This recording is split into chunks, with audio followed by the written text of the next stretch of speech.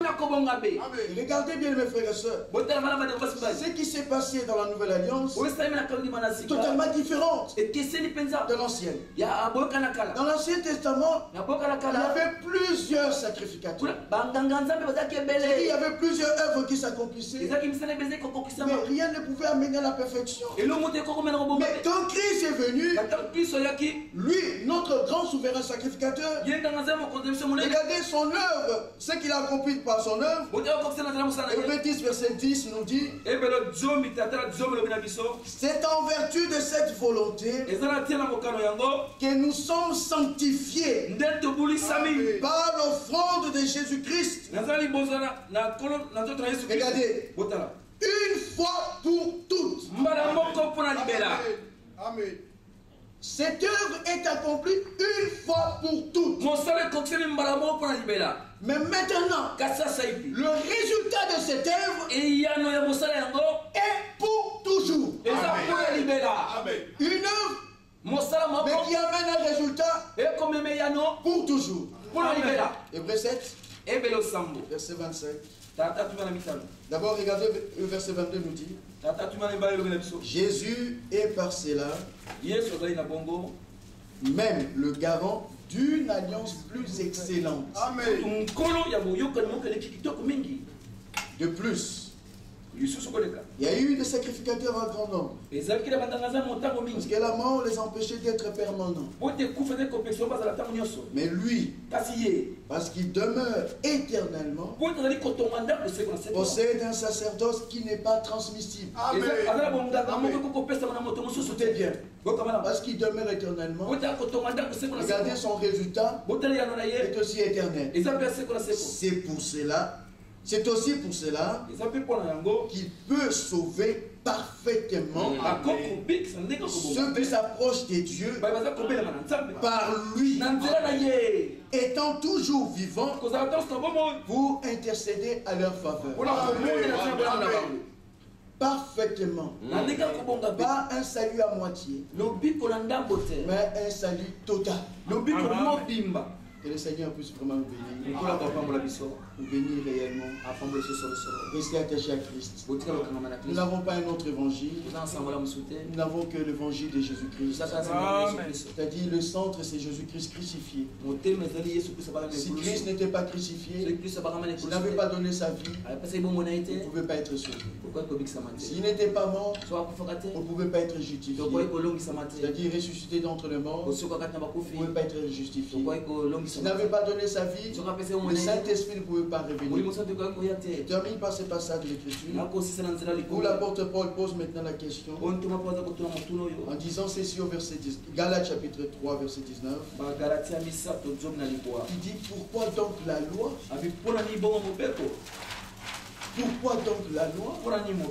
Donc vous comprenez que la loi aussi a son utilité. Pourquoi donc la loi? Elle a été donnée ensuite. Elle a été donnée ensuite. C'est-à-dire, il y avait d'abord quelque chose avant la loi. Après, Dieu l'a donné ensuite. Qu'est-ce qui était avant la loi? Ce qui était avant la loi, c'était la promesse. Dieu avait fait la promesse à Abraham. Mais plus tard, 430 ans plus tard, il donne maintenant la loi. Pas pour que les gens aient la vie par la loi, parce que la loi ne fait que condamner. La loi, c'est un policier.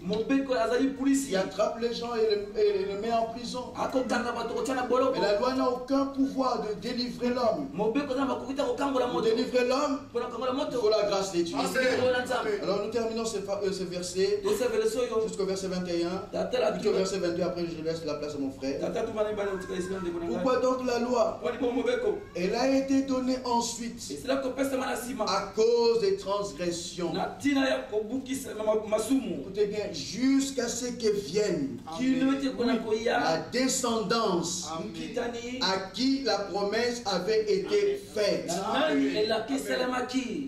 La loi a été promulguée par des anges au moyen d'un médiateur. Or, le médiateur n'est pas médiateur d'un seul, tandis que Dieu est un seul. Maintenant, la question est celle-ci. La loi est-elle donc contre les promesses de Dieu? Loin de là. Vous comprenez bien, mes frères et sœurs? Loin de là. Aujourd'hui, les 10 commandements sont toujours valables. Mais les rites de l'Ancien Testament ont été accomplis en Christ et Jésus. La Pâque, c'est Jésus-Christ. Le sabbat, c'est Jésus-Christ. Amen. Le gerbe agité, c'est Jésus-Christ. Tout ce qui était dans l'Ancien Testament sont accomplis en Jésus-Christ. Mais les 10 commandements sont encore là. Le 10 commandements révèle la volonté de notre Dieu. Mais l'homme de lui-même ne peut pas l'accomplir. Il fallait que Dieu lui donne son esprit. Pour que l'esprit vienne, il fallait que Christ meure. Nous terminons ce verset. Il dit au verset, continuons la suite plutôt. Il dit la loi est-elle donc contre les promesses de Dieu? Loin de là. S'il avait été donné une loi qui puisse procurer la vie, la justice viendrait réellement de la loi. Mais l'Écriture a tout renfermé sous le péché, afin que ce qui a été promis soit donné par la foi en Jésus-Christ à ceux qui croient. Amen. Amen. Croyez. Que le Seigneur nous accorde cette grâce de croire sa parole. Amen. Et soyez très attentifs à la parole. C'est ce que l'Esprit va nous dire encore ce matin. Que nous puissions chacun de nous expérimenter vraiment la réalité de la vie chrétienne. Seigneur, vous bénisse.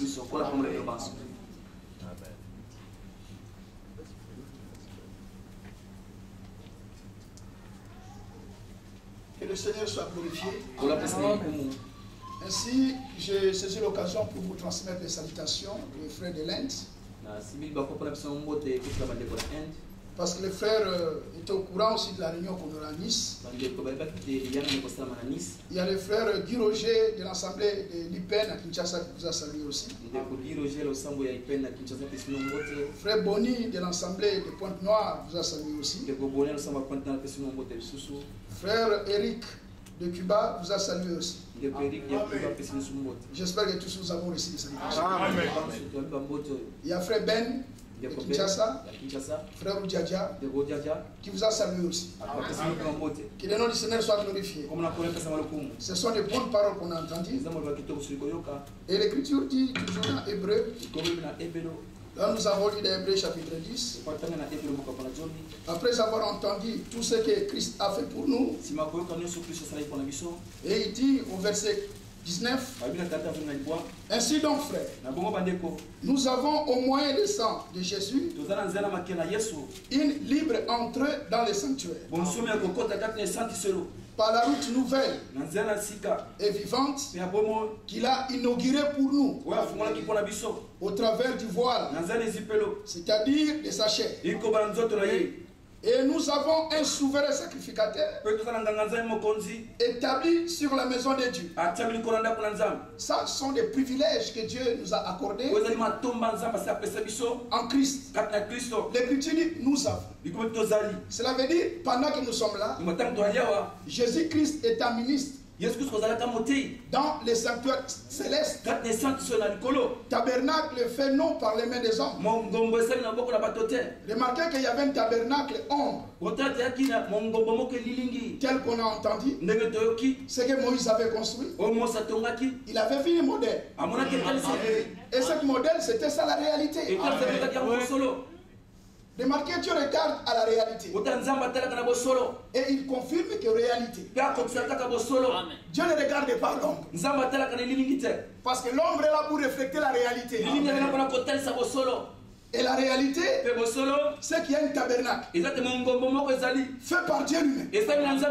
C'est là où Jésus est maintenant. Pendant que nous sommes réunis, Jésus-Christ, souverain sacrificateur, selon l'ordre de Melchisédek, il est dans cet endroit pour nous. Amen. Maintenant écoutez, mais il est là pour parler pour toi.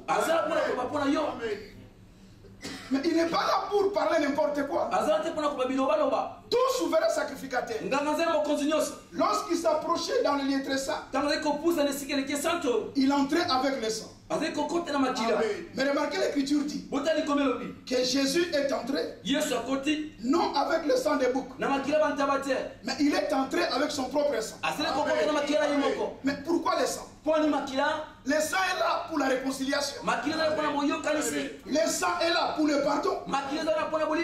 Ainsi nous croyons que Dieu pardonne. Celui qui croit ça qui dit Amen. Est-ce que croyez-vous que Dieu pardonne? Alors nous ne sommes pas de ceux qui se préparent pour aller se vautrer dans le péché afin que Dieu pardonne. Mais nous croyons à ce que Dieu a déjà fait pour nous. Et nous venons en ces lieux pour écouter ce que Dieu a déjà acquis en Jésus pour nous. Comprenez-vous cela?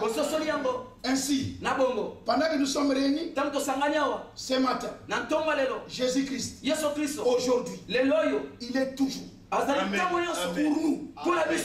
Alors c'est ce que nous devons savoir. Parce que lorsque nous nous approchons de lui, parce qu'il est dit, approchez-vous de lui. Quand nous approchons, ce n'est pas pour aller raconter n'importe quoi. Parce que l'apôtre Pierre dit, la fin de toutes choses. Alors, l'apôtre Pierre disait ébranche. Mais aujourd'hui, nous disons que Christ est à la porte. Ce n'est pas nous, c'est ce que l'Écriture dit. Alors, c'est encore plus proche. Alors, comme la fin est là, alors l'exhortation, soyez sages, sors pour vaquer à la prière. Mais la prière, c'est une adresse. Déjà lui-même, nous avons entendu quelle prière qu'il a adressée pour nous. Jean 17. Mais c'est glorieux cette prière. Dans la prière, Jésus. Oh, j'aime cela. La Bible dit Jésus, que Dieu exauce. Jean 17. Avant qu'on puisse toucher Jean 17, allons dans Jean 11. Écoutez ce que Jésus dit. Dans Jean chapitre 11, il est au verset 40. Jésus l'a dit. N'étais-je pas dit que si tu crois, tu verras la gloire de Dieu? Verset 42.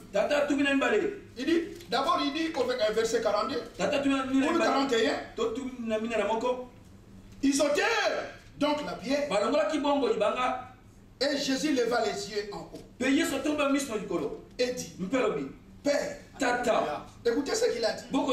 Il dit, Père, je te rends grâce de ce que tu m'as exaucé. Ça c'est Jésus. Et il continue. Il dit au verset 42. Pour moi, je savais que tu m'exauces toujours. Et nous savons ce matin que Jésus-Christ, alléluia, que Dieu exauce toujours la mort de Jésus. C'est lui qui croit ça qui dit Amen. Alors comme Dieu l'exauce, il dit dans Hébreux chapitre 5.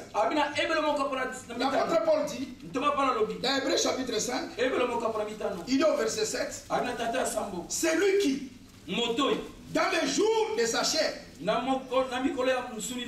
présenté avec des grands cris et avec larmes. Mais qu'est-ce qu'il a présenté?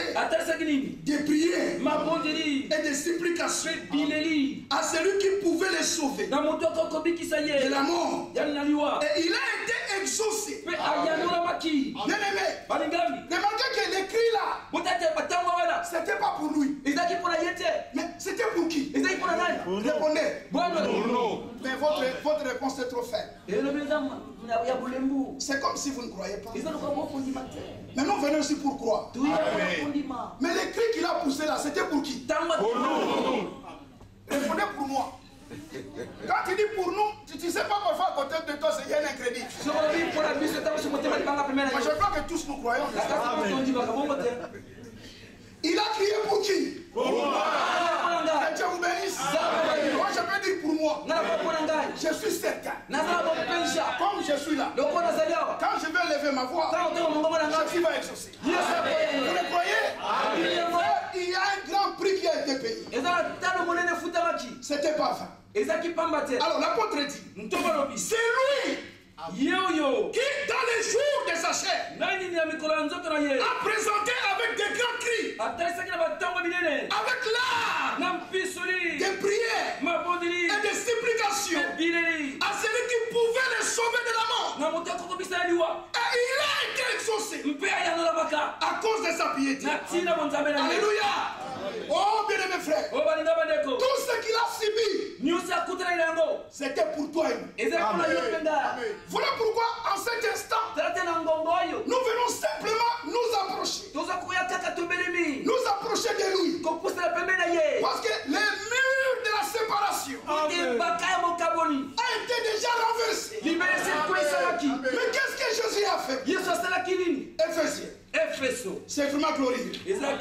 Celui qui comprend ça sortira de cette salle dans la joie, sachant que Jésus est là pour écouter chaque fois. Et j'aimerais, avant que je puisse laisser la place à mon frère Boni, nous allons encore prier. Chacun va remettre ses requêtes entre les mains du Seigneur. Parce que depuis hier, l'Esprit nous a rappelé déjà ce que Dieu a déjà fait pour nous. Alors pourquoi il nous a rappelé? C'est afin qu'on puisse entrer dans sa présence. Alléluia. Mais avec foi. Parce que Dieu n'a pas besoin de ses crédits. Nous croyons que le salut que Dieu nous a accordé, ce salut-là est éternel. Dieu ne peut jamais te sauver et te perdre. Celui qui se perd n'est pas sauvé. C'est vrai. Comment vous pouvez dire que non, Dieu l'avait sauvé après le perdu qui t'a dit? Livré ne peut jamais devenir blé. Il est livré. Alléluia. Jusqu'à la fin. Amen. Boulé. Azali blé. Il est blé. Et Bandeli. Depuis le début. Jusqu'à la fin. Amen.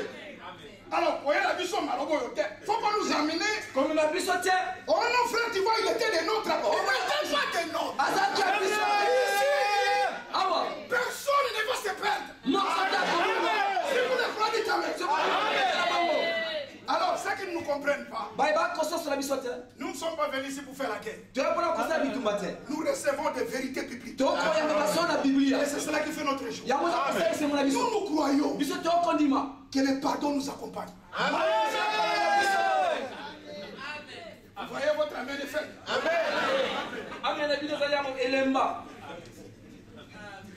Frère, Jésus-Christ est un ministre dans le sanctuaire.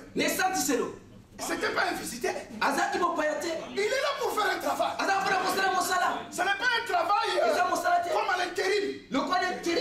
Il travaille il est ministre. Quand il est parti au ciel, il est parti pour qui? Amen. Frère Justin, tu ne réponds pas. Il faut répondre. Mais oui, nous sommes à l'assemblée des croyants et toi tu ne réponds pas. Écoutez, Jésus-Christ est parti au ciel pour qui? Amen. Amen. Oui. Jésus-Christ est parti au ciel pour qui? Frère, tu ne réponds pas toujours.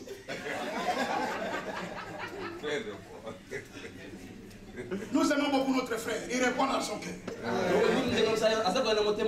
Et que c'est la vérité? Est-ce que vous le croyez? De tout votre cœur. Alors, comme il est parti au ciel, pour moi et toi, sachez-le qu'il travaille pour toi. Mais quel travail? Écoutez bien la femme de notre frère Maxime. Écoutez bien. Et tu sais pourquoi je l'ai dit? Tu vas aller porter les résumés.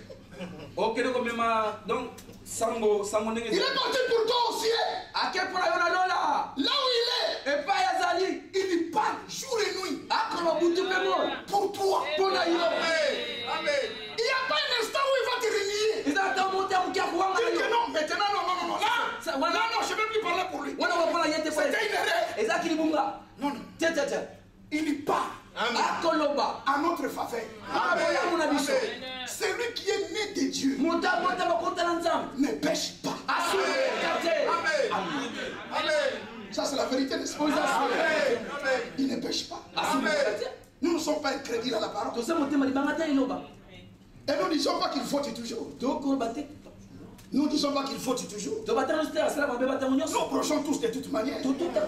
Mais nos réunions n'est pas là pour glorifier les brochements. Brocher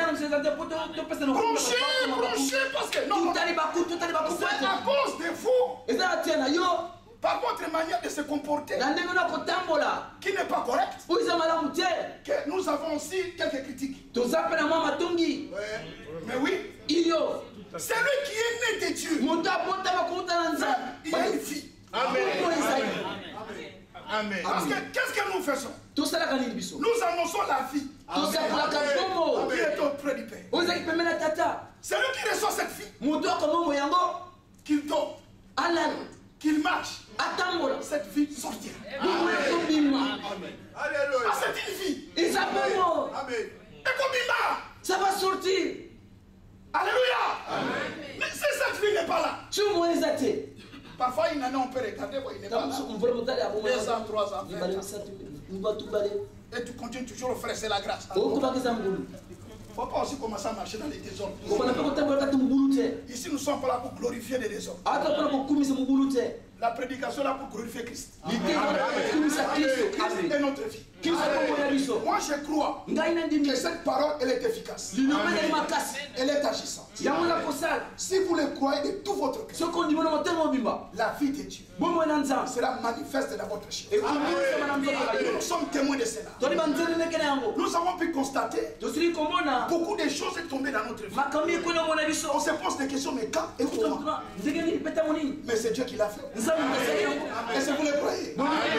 Ainsi, j'aimerais faire. Écoutez ce qu'il a fait. Je vais aller vite pour passer la parole à mon frère. Éphésiens chapitre 2. Il est au verset 11. Après avoir écouté cette parole, il dit c'est pourquoi vous autrefois païens dans la chair, appelés incirconcis, par ce qu'on appelle circoncis, et qui le sont à la chair par la main de l'homme. Souvenez-vous que vous étiez en ce temps-là sans Christ. En ce temps-là, oui, sans Christ. Mais, brebis. Amen. Nous étions simplement errants. Mais errants comme des brebis. Pas errants comme des boucs. Souvenez-vous que vous étiez en ce temps-là sans Christ. Privé des droits de cité en Israël. Étranger aux alliances de la promesse. Sans espérance et sans Dieu dans le monde. Il y a un mec qui intervient. Le mec là est venu sans votre effort. Parce que vous avez fait quelque chose. Parce que vous avez essayé de faire quoi que ce soit. Non, c'était par miséricorde. Mais maintenant, en Jésus-Christ, nous sommes dans le maintenant. Et nous regardons comme maintenant. Mais, alléluia. Amen. Maintenant en Jésus-Christ, vous qui étiez jadis éloignés, vous avez été rapprochés. Comment? Par le sang de Christ. Maintenant là, Aujourd'hui, à cet instant, déjà l'approche. Mais comment? Par le sang de Christ. Alléluia. Et il dit, car il est notre Père. Lui qui t'aidait n'en a fait qu'un. Vous voyez? Vous voyez ce qu'il a fait? Donc nous sommes devenus un avec lui. Et qui a renversé? C'est lui. Ce n'est pas toi et moi. Il a renversé le mur de la séparation, de l'iniquité. Excusez-moi. Hein? D'inimitié, excusez-moi. Le mur de la séparation de l'inimitié. Mais comment? Ayant anéanti par sa chair. Mais qu'est-ce qu'il a anéanti? La loi des ordonnances dans ses prescriptions. Il a voulu créer en lui-même avec le deux un seul homme nouveau en établissant la paix. C'est lui qui fait tout. Ce n'est pas toi. Tout c'est lui qui fait. Et ça, il a déjà fait. Alléluia. Amen. Et il dit, donc en établissant la paix, et les réconcilier avec Dieu. L'un et l'autre. Un seul corps. Par la croix. En détruisant par elle l'inimitié. Alléluia. Maintenant, il est venu annoncer la paix. À vous qui étiez loin. La paix. À ceux qui étaient prêts. Oh, que le nom du Seigneur soit glorifié. Donc voilà ce qu'il a fait. Alors, le mur qui nous sépare. Déjà, il a fait un grand travail. Il a renversé ce mur. Cela veut dire, aujourd'hui, comme nous sommes là, tout ce que nous allons lui demander dans la prière, lui il va nous exaucer à cause de ce qu'il a souffert, le prix qu'il a payé. Le mur a été renversé. Alors Paul dit, poussé par l'esprit, il dit bon, maintenant approchons-nous. Parce qu'autrefois c'était difficile. Il dit des Isaïe 59, il dit mais non, la main de Dieu n'est pas courte pour vous bénir. Ni son oreille trop dure pour vous entendre.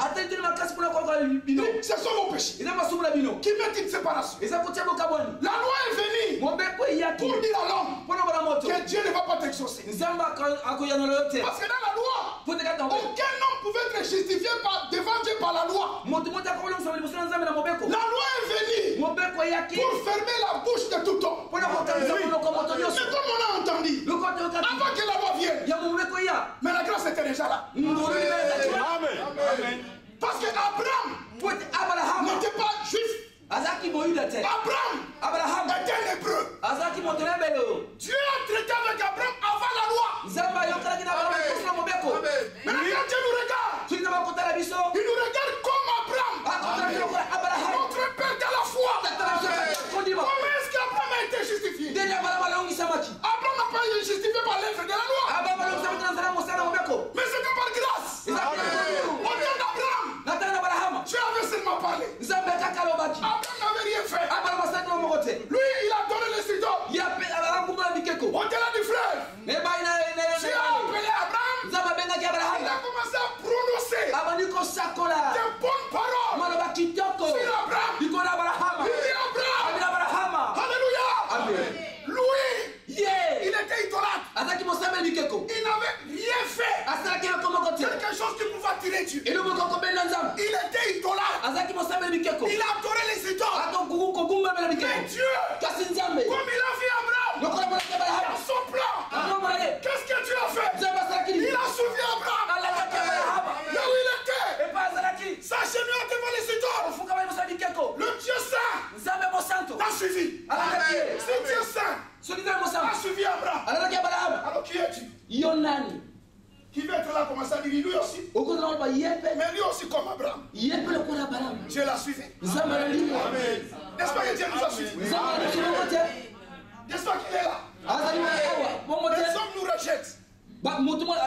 J'ai appris qu'il paraît que cette réunion Il y a eu des paroles, des insultes qui étaient dites même par cette réunion.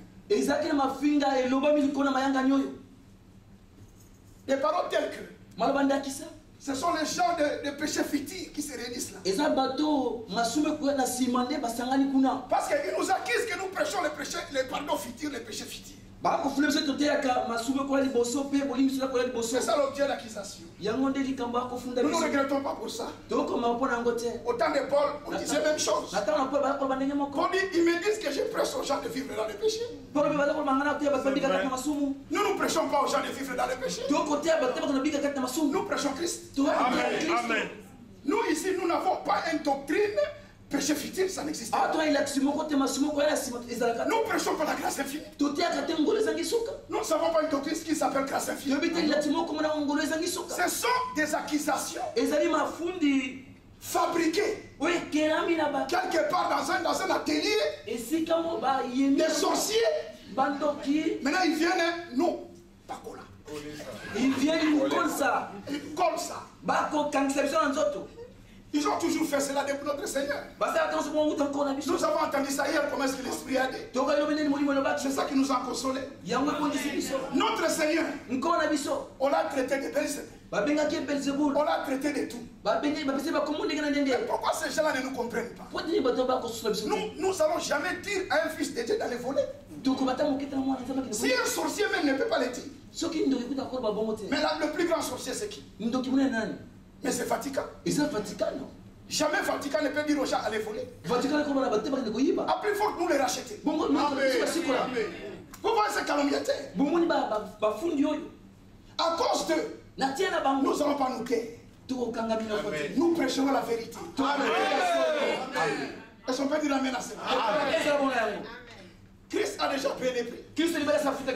Maintenant, comme le prix a été payé, alors que pourquoi le prix a été payé? Simplement pour que Dieu puisse s'approcher de nous. Parce qu'il a dit, c'est lui qui viendra. Il a annoncé dans l'Ancien Testament. Il dit son nom c'est Emmanuel. Emmanuel signifie Dieu avec des hommes. Dieu veut être avec nous. Et dans sa prière il dit, je veux que là où je suis, qu'il soit aussi avec nous. Et cette prière là, déjà est aussi. Amen. Mais ça c'est profond. Si vous comprenez ça, vous allez danser. Amen. Je vous dis au nom du Seigneur, la prière de Jean 17, c'est déjà exaucé. Amen. Mais dans cette prière-là, qu'est-ce qu'il a demandé? Jean 17, verset 24. Il dit, je veux que là où je suis, qu'il soit là. Voilà pourquoi il nous a dit encore aujourd'hui dans Hébreu 10, 14. Par l'œuvre de Golgotha, il a déjà servi. Maintenant, pendant que nous prêchons cette sagesse parmi les parfaits. Êtes-vous parfaits? Amen. Êtes-vous parfaits?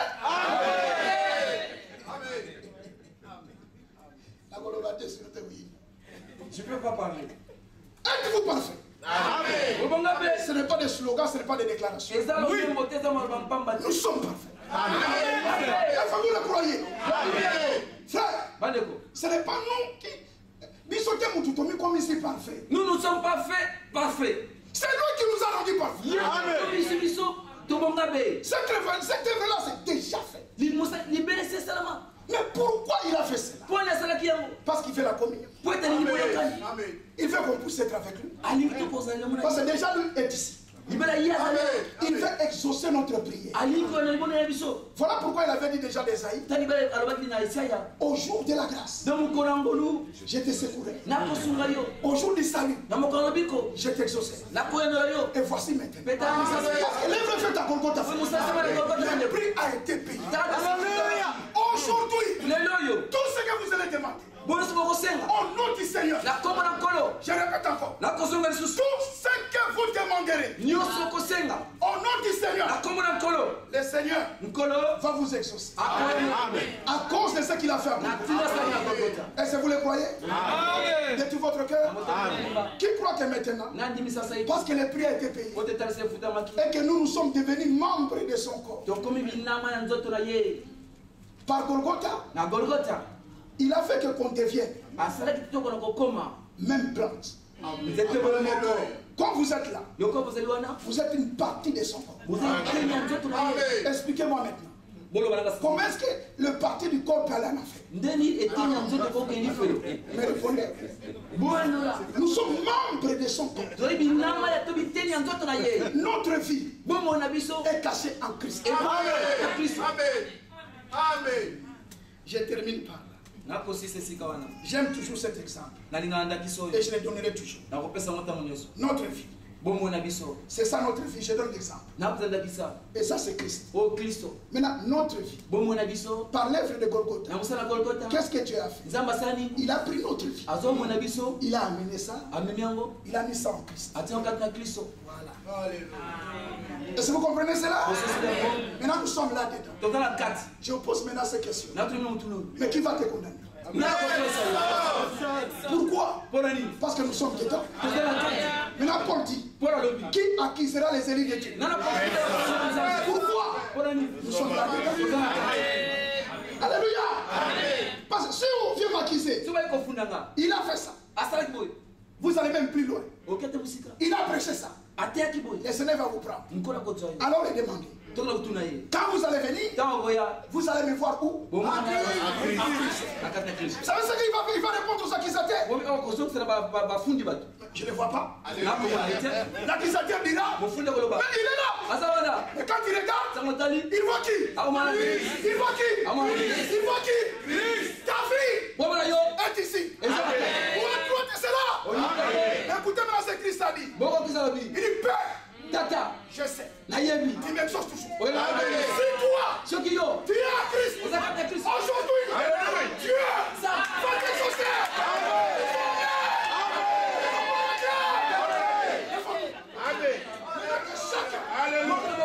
Chacun prie le Seigneur. Chacun prie. Je vous dis ceci au nom du Seigneur. Le Dieu du ciel est ici. Ce qui règne, c'était prévu par lui. Pourquoi? Il ne fait qu'écouter. Pendant quelques secondes. Dis-lui tout toi-même. Toutes les requêtes que tu as. Dis ça au Seigneur. Nous chantons un cantique. Et après cela, nous allons prier le Seigneur. Tel que je suis sans rien à moi, aussi ton sang est versé pour moi, et ta voix qui m'a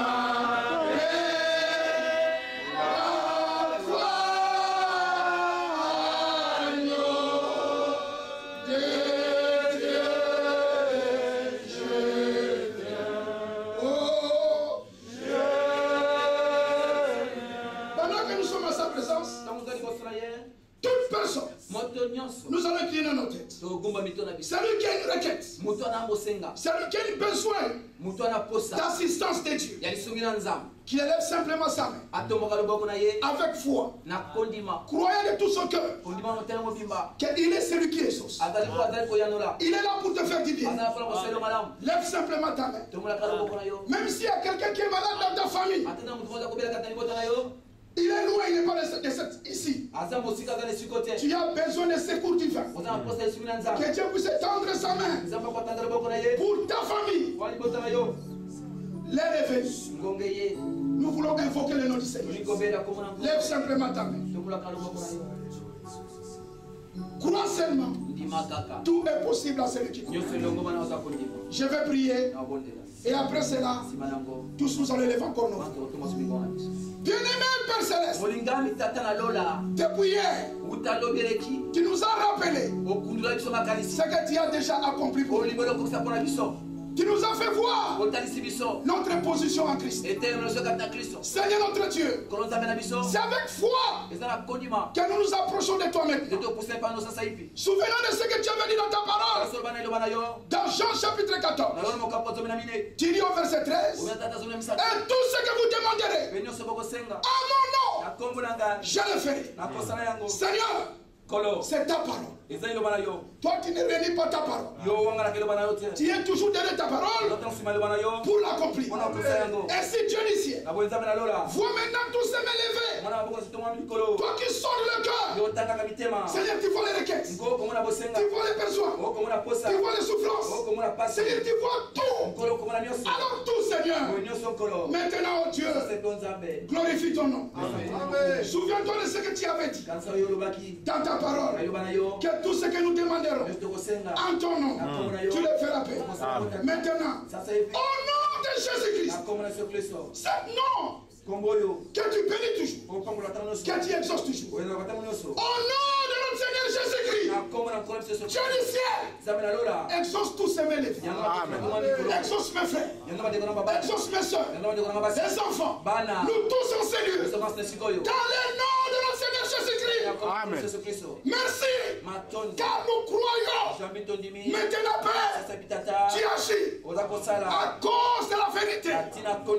Quel honneur, la gloire te revienne, Père, pour tout ce que tu viens de faire. Car aujourd'hui encore, tu exauces.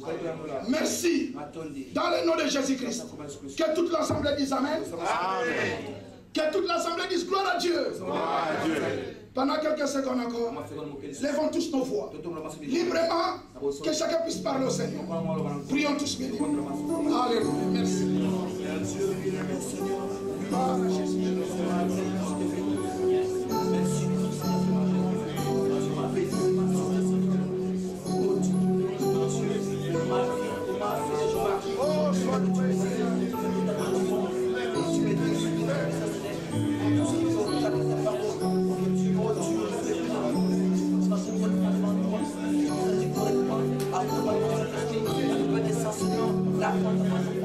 Merci Seigneur, bénis encore de ta présence, bénis la Seigneur, bénis